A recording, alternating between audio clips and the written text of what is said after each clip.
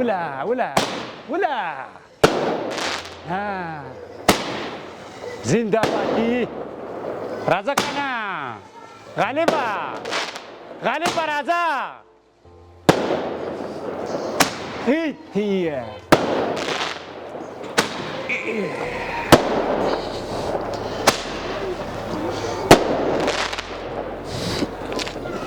ولا ولا ولا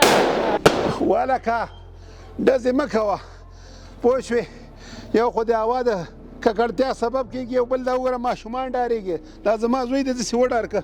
بیچاره کاکا قربان دې شمه که دا چېرته غیر قانوني کار وی که نه نو بندیز به پرې لګېدلی وی بس دا به په دوکانو کې نه خرڅېدی خو چې کله دې ته زه اور ورکوم که نه دا چووم نو دې سره زه خوشحالېږم دا کوم بندیز نه دی نو کوم غیر قانوني کار دی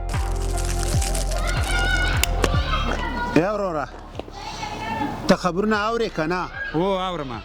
واورم په خبرونو کې راغلل چې د فرمان راغلی د امیر المؤمنین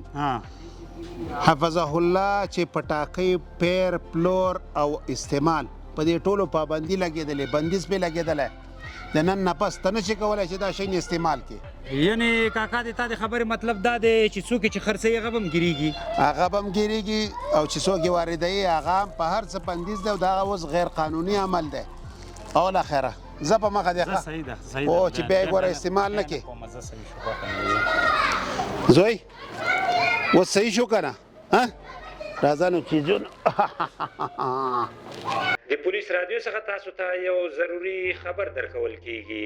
د پټاکیو واردول پیر او پلور ټول غیر قانوني دي که هر څوک په دې کارونو ګیر شو قانوني چلن سره به مخ کیږي ای شاباسي دې ته اوس فرمان وایي ای بچو زوی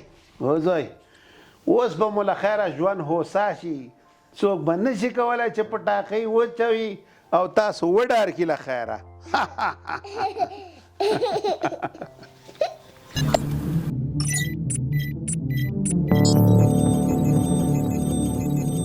پولیس د ټولنې خدمتګار